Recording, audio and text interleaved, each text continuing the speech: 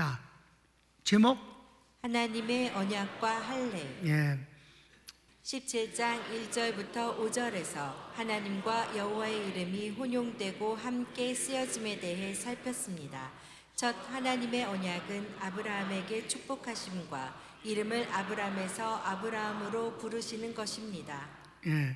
그 여호와와 하나님이라는 용어는 이미 공부했어요. 그렇죠? 그러면 한 분이고 그 성부적 분위기, 신성적 분위기에서는 하나님이라고 용어를 쓰고 또 여호와란 말은 신성적과 인성적 양면을 쓰고 있는데 그럼 이제 이렇게 이제 잘 가르쳤어요. 성경이 그러니까 좀 더 우리는 혼란할 것이 없다. 그냥 그런 대로 받으면 된다 그랬는데 질문을 누가 아주 꼭 필요한 질문을 하더라고요.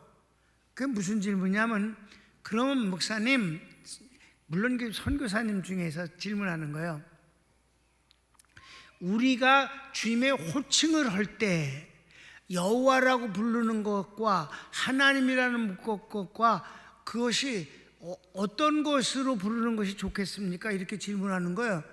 난 그 질문이 왜 이걸 모를까라고 생각이 들었어요. 난 그게 당연하기 때문에 우리 교인에게도 안 가르쳐줬고 그 강의 때도 안 했어요. 우리가 하나님을 부를 때 어떤 것이 제일 적당한가 하는 거 그거에 대해서 그래서 가르쳐줬어요. 그랬더니 자랑을 했어요. 딴 사람한테. 그랬더니 딴 사람이 저한테 왔어요. 목사님 그러시면 안 되지요. 뭘 그러시면 안 돼? 그 한 사람에게만 그렇게 소중한 걸 가르쳐 주시면 뭐가 소중한데? 그러니까 여호와고 하나님 말이에요. 그거 부르는 거. 네가 질문 안 해놓고 왜 지랄이야? 그러니까 이제 뭐라 그러면 그럼 목사님 이번 수요일 날 그 평강교회 예배 때 그거 한번 집어 이렇게 해주시고 지나가면 안 되시겠습니까? 그래서 그래 알았어. 그럼 그게 필요하면 해야지. 잘 들으세요. 이거 아주 우리가 호칭을 어떤 것이 하는 것이 좋을까요? 라는 거예요. 자, 우리는 호칭을 두 가지라는 게 제일 좋습니다. 여호와라는 단어는 쓰지 않습니다. 하나님이라는 단어와 주라는 단어를 쓰면 됩니다. 이제 금방 딱 됐어요? 하나님이라는 단어를 쓰고 또 주라는 단어는 여호와라는 말 자체가 주라는 뜻이고 그 여호와가 사람으로 오신 분이 예수님이시고 그 예수님이 우리의 구원을 다 완성하셨고 지금 하나님 보좌 우편에서 대지상과 보혜사로 계시고 아멘. 그 예수님이 성령으로 우리 속에 와 계신다. 그래서 우리는 예수님하고 그 이 땅에서의 이름을 부르는 게 아니라 나의 구주라는 의미에서 여호와라는 단어가 주니까 하나님과 주를 부르는 것이다. 그래서 주여 그럴 땐 그게 다른 말로 하면 뭐라고? 여호와여. 근데 여호와여란 말은 이미 예수님이 오셨으니까 주여, 주님, 예수님 이렇게 부르지 여호와라는 단어를 따로 안 쓴다. 하나님과 주여 또는 예수님 이렇게 그러니까 말씀을 전할 땐 예수님이라는 단어를 많이 쓰는 거고 우리가 기도할 땐 주님이라고 부르는 것이 일반적인 호칭이다. 이해되셨으면 크게 아멘. 선교사님들 다 들었습니까? 이렇게 하는 건 이게 아주 자연스럽고 성경적이고 복음적인 호칭이다. 이해되셨습니까? 그래서 이번에 한 번은 하나님이라고 부르고 이번엔 여호와라고 불러드려야지 또 여호와가 삐지실까봐 이럴 건 없다 이 말이에요. 여호와는 안 부른다. 요즘은 주님이시니까 하나님 또는 주님 또는 예수님. 오케이? 이제 1번 이거 공부한 거야. 1번과 큰 1번과 2번 했으니까 빨리빨리 지나갑니다. 시작. 하나님의 아브라함을 향한 축복 언약은 계속 이어집니다. 그래 계속되는데 뭐가 있었을까? 가르치기 1번 시작. 내가 너로 크게 번성케 하여 내게서 민족과 왕들이 나오리라. 2번은 내가 내 영원한 언약을 나와 내 후손 사이에 삼고 너와 내 후손의 하나님이 되리라. 3번은 내가 너와 내 후손에게 이 가나안 온 땅을 주어 영원한 기업이 되게 하고. 그래서 하나님이 축복의 언약을 주셨어요. 그 다음에 명령은 뭘까? 큰 2번 할례를 받으라 하십니다. 할례를 받으라고 하시는 것입니다. 그러니까 하나님의 약속을 받은 아브라함이 하나님 앞에 알겠습니다. 그 축복은 제게 주신 겁니다. 그리고 저는 그걸 받은 주인공이 됐습니다.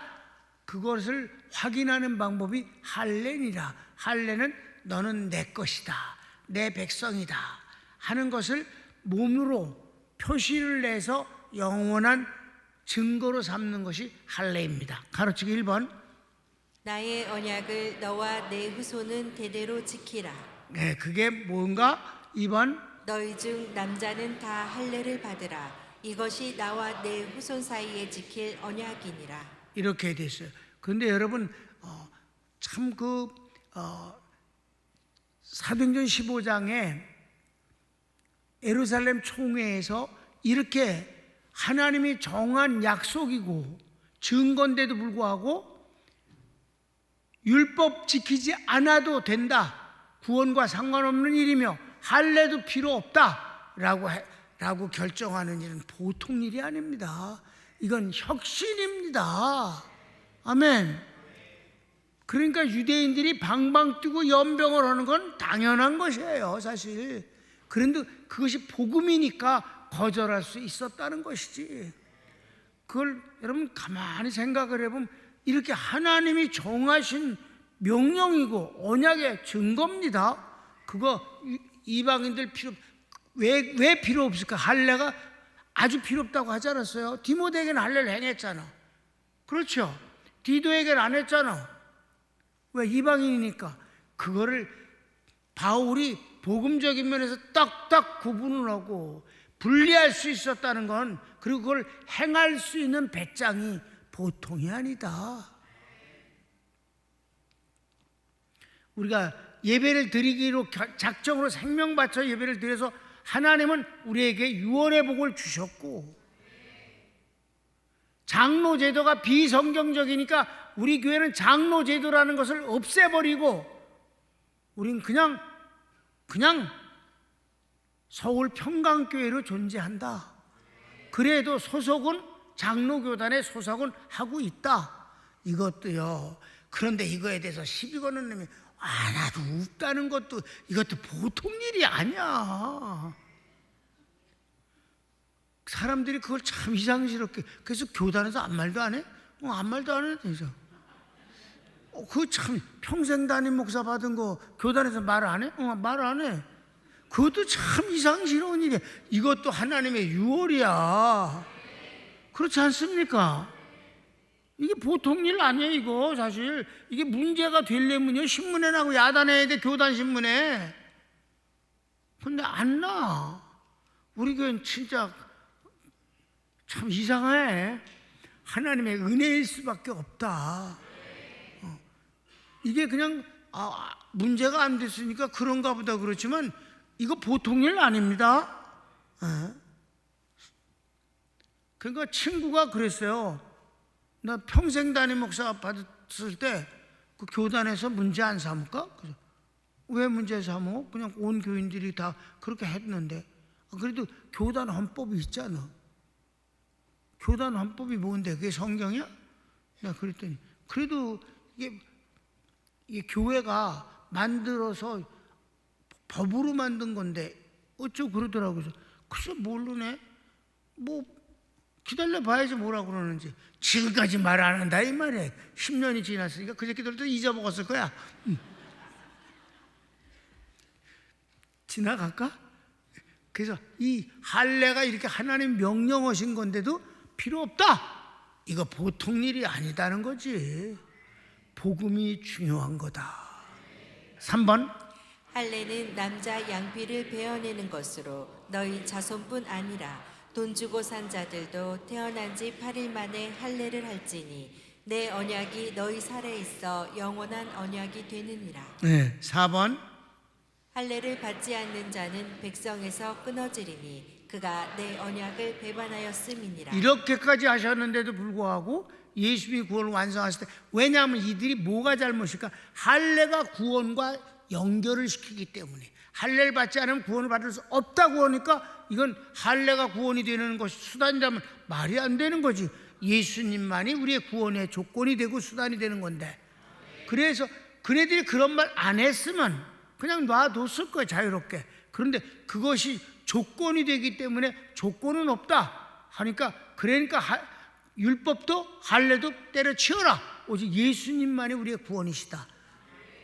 그게 예수님의 구원을 흐리게 만들어서는 안 된다, 혼탁시키면 안 된다, 이런 거지. 여기까지 우리 지난 시간에 했어요, 사실은. 근데 마치 처음 듣는 것 마냥 날 쳐다보고 있어서 고맙긴 해요.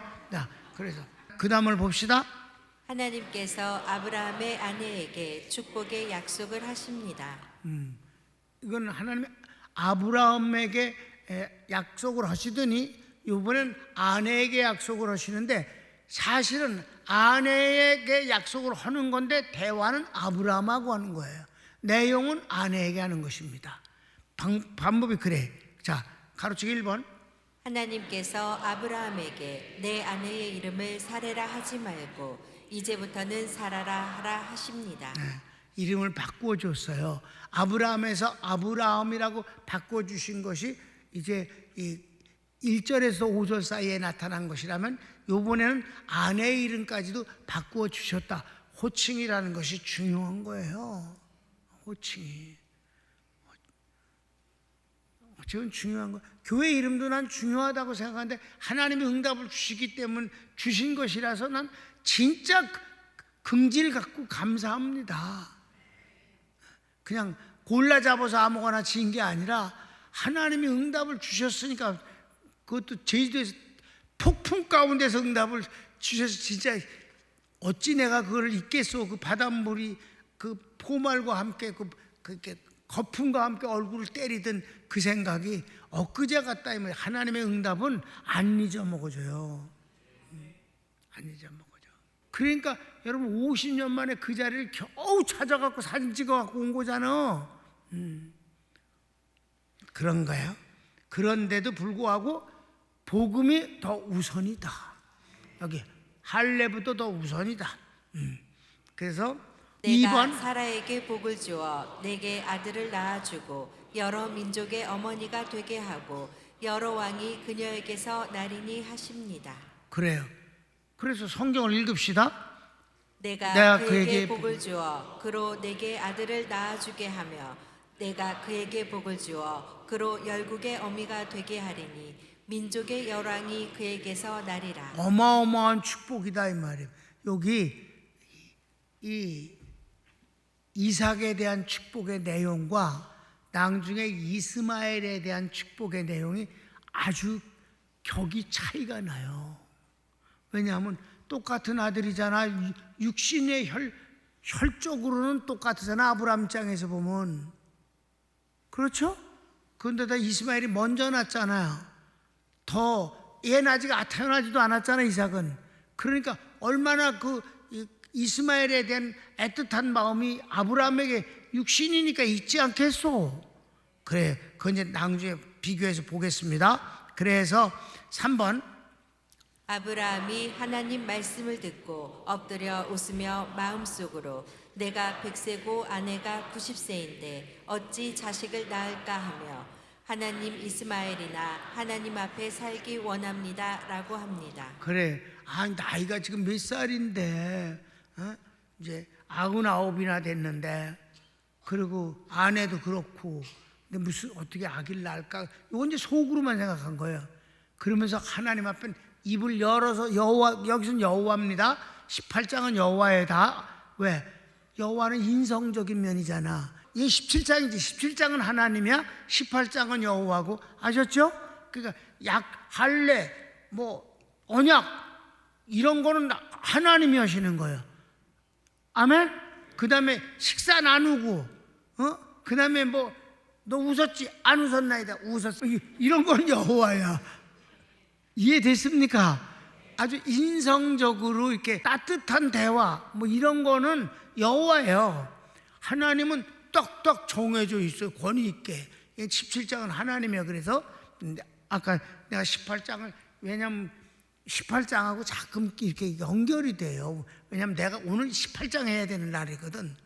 4번은 하나님께서 이르시되 아니라 내 아내 사라가 내게 아들을 낳으리니 아이 이름을 이삭이라 하라. 내가 이삭과 언약을 세우리니 이삭의 후손에게 영원한 언약이 되리라. 그래, 이거는 아브라함하고 대화를 나누지만 내용은 사라가 얘기를 낳아야 된단 말이에요. 그렇습니까? 그러니까 임신도 안 된 아기의 이름을 이삭이라고 벌써 주님은 이름을 주셨다 이 말입니다. 그래서 그 다음에 4번 하나님께서 아브라함에게 이스마엘에 대하여 내가 이스마엘이나 하나님 앞에 살기 원한다는 내 말을 들었나니 내가 그도 복을 주어 생육하고 번성하여 큰 나라를 이루리라. 이삭과의 비교를 보면 이삭에게는 언약하시고 이스마엘에게는 복을 주실 뿐이며 이삭의 후손으로는 여러 왕이 나오나 이스마엘의 후손은 12방백이라 하십니다. 비교가 되죠? 그래서 이스마엘의 후손이 아랍 전체입니다. 지금 아셨습니까? 그래서 아랍인들도 어디까지는 믿습니까? 모세 오경은 믿습니다. 그리고 아브라함이 자기네들의 믿음의 조상이라고 믿습니다. 그 대신 예수님은 거절하고 그네들은 마호멧이라는 또 다른 그리스도 메시아를 대신에 세우는 것입니다. 그 대신 아브라함은 똑같이 믿는다 이 말이에요. 왜? 이스마엘의 후손이니까. 진짜 이스마엘의 후손이니까 그네들은. 그래서 이스마엘의 후손은 12방백 많은 나라를 세우겠다. 그대로 됐습니다. 그 대신 이삭에게는 왕들이 나온다고 하는 것이고 축복이 전혀 달라요. 그러니까 하나님이 아브라함이 이스마엘이나 잘 자랐으면 좋겠습니다 라고 했을 때, 그래 네가 이스마엘에 대해서는 애틋한 마음을 갖고 있으니 내가 그도 축복을 하겠다. 그러나 그는 육신적인 면에서는 번성하고 축복을 받겠지만은 영적인 면에서는 관계가 없는 사람이다. 아멘. 그렇게 됐어요. 자, 큰 5번. 남아있는 내 언약은 내년에 태어날 이삭과 세우리라 하십니다. 하나님은 이렇게 정확하신 분이에요. 야, 남은 언약이 있는데 너하고 너 아내에겐 얘기 끝났어. 내년에 내가 와서는 태어날 이삭과 언약을 맺을 거야. 이런 걸 보면 하나님은 평등은 아니에요. 하나님이 사랑하실 자를 사랑하시고 축복하실 자를 축복하시고 택한 백성을 구원하시는 것입니다. 우리가 택한 백성이 됐다는 자체만으로도 기뻐할 수 있어야 하고 그걸 귀히 여겨야 합니다. 그걸 귀히 여기지 아니하면 하나님이 날 택해 주셨다는 걸 귀히 여기지 않는데 무슨 하나님의 축복을 바라겠소. 택한 백성이니까 축복을 받을 자격이 있다는 데서 좀 출발하는 것이지. 내가 택함을 받은 하나님의 사람입니다. 정말 어마어마한 숫자 가운데서 하나를 들듯이 주님이 말씀하신 것 같이 넓은 몸도 아니고 정말 택한 백성은 너무 작은 거예요. 인류를 따져놓고 보면 그렇고요. 우리 대한민국도 그래. 우리 조상이 5,000년이라고 그랬습니다. 우리 대한민국에 기독교 들어온 지 200년이 안 됐습니다. 그런 세월 속에 얼마나 믿었습니까? 10%? 무슨 10%? 처음에는 1%도 안 됐어요. 여러분 3.1 독립운동이 일어났을 때 기독교인들은 우리 민족의 1%였습니다. 1%. 그게 지금은 10%라고 그러는데 나는 10%라고 보지 않습니다. 그냥 교회 댕기는 놈하고 구원받은 사람하고는 다른 거니까. 그러니까 정말 5,000년 역사 가운데서 지금 구원받은 사람이 몇 프로냐? 0.0000001%도 안 된다. 정말 바닷가 모래알 중에서 하나를 짚는 것 같은 귀한 존재임을 여러분이 아셔야 돼요. 거기서부터 출발을 해야 돼요. 우리가 뭐 기도도 그렇고 모든 것도 다 그래. 예배도 그렇고 다 그래. 6번 하나님께서 아브라함과 말씀을 마치시고 올라가십니다. 올라가셨어. 7번은 하나님께서 떠나신 후 아브라함이 하나님의 말씀대로 할례를 행합니다. 가르치기 1번 아브라함이 자신과 이스마엘의 집의 남자와 돈으로 산 사람들까지 모든 남자에게 할례를 행합니다. 아브라함이 할례를 행할 때 그의 나이는 99세이고 이스마엘은 13세였습니다. 그렇습니다. 이 성경 그대로를 내가 제목을 달았기 때문에 성경을 따로 읽지 않습니다. 그리고 중요한 내용이 아니고 그냥 설명체니까 그냥 보겠어요. 가르치기 2번은 할례는 하나님께서 아브라함과 맺은 언약입니다. 아브라함이 언약을 준행했습니다. 그랬고 요거는 읽겠습니다. 26, 27절. 당일에 아브라함과 그 아들 이스마엘이 할례를 받았고 그 집의 모든 남자 곧 집에서 생장한 자와 돈으로 이방 사람에게서 사온 자가 다 그와 함께 할례를 받았더라. 네. 자, 이제 드디어 17장을 오늘 끝내는 거예요. 여호와하고 하나님하고 그것 때문에 시간을 많이 썼어요. 결혼을 읽읍시다. 창세기 17장은 하나님의 언약의 장입니다. 15장의 횃불 언약이 이스라엘 민족과의 언약이라면 17장은 아브라함, 사라, 이스마엘까지 개인과 그 후손에 대한 언약입니다. 차이점을 이해하시죠? 아브라함에 대한 건 15장은 아니에요. 이스라엘 민족과 장래될 일을 언약을 맺으신 거고, 여기 17장은 아브라함 개인과 그 가족 이스마엘까지 해서 사라가 임신할 것, 그리고 태어날 게 이삭인데 이삭과의 언약은 이삭하고 따로 오겠다고 하셨으니까 그렇게 언약을 맺으신 거예요. 그래서 뭐라고 그랬어요? 내용은 큰 축복입니다. 심지어 이스마엘까지. 하나님은 이런 분입니다. 그리고 언약을 맺으시고 지키시는 분입니다. 사람은 믿고 순종할 뿐입니다. 우리는 거짓말쟁이라서가 아니라 약하기 때문에 언약을 하고도 지키질 못하는 때가 있어요. 일부러가 아니라 환경이 그럴 수도 있고 마음이 여릴 수도 있습니다. 능력이 없어서도 그럴 수도 있습니다. 우리는 언약을 다 지킬 수가 없어요. 그럼 우리는 언약을 지킨다고 함부로 말하지 마십시오. 우리는 그렇게 못해요. 그러면 우리는 어떻게 할 건가? 여기 써 있잖아요. 하나님의 언약을 믿고 순종하며 그 다음에 하나님 편에 서는 것입니다. 주님을 의지하고 사랑할 뿐입니다. 우리는 그것뿐입니다. 그래도 하나님은 언약을 지키지 않았다고 때리거나 벌을 주시는 분이 아니고, 하나님이 우리에게 내가 언약을 어겼다고 해서 하나님의 언약을 포기하거나 취소시키는 분은 아닙니다. 다만 하나님의 언약을 시행하시는 것은 보류될 수 있습니다. 우리가 하나님의 언약을, 하나님을 떠나면 그럴 수밖에 없는 거지요. 왜? 자리가 언약의 자리에 있어야 이게 실행이 되어지는데 거기에 있지 못하면 하나님은 응답을 주실 수가 없는 거지. 하나님의 언약을 버리시는 법은 없는 겁니다. 그러니까 회개라는 것이 우리에게 필요한 것이고, 회개하면 하나님은 그동안 주지 못하신 것에 병들은 것처럼 한꺼번에 왕창 주신다 이 말입니다. 아브라함이 애굽에 갔을 때 주님 한 번도 안 나타나셨지만 그가 돌아와서 회개했을 때 지금 그동안 주시지 못했던 걸 한꺼번에 쏟아부어 주시는 분이 아니신가. 그러니까 우리는 내가 언약을 지킨다 그렇게 말할 수는 없는 거고, 지키려고 애를 쓰는 건 분명하지만은, 그러나 우리가 할 수 있는 것이 있어요. 주님을 사랑하고 믿고 순종하며 하나님 편에 서는 겁니다. 손을 모읍시다. 바로 이 내용을 가지고 하나님 앞에 잠깐 기도해 볼까요? 주여, 사랑하는 주님 감사합니다.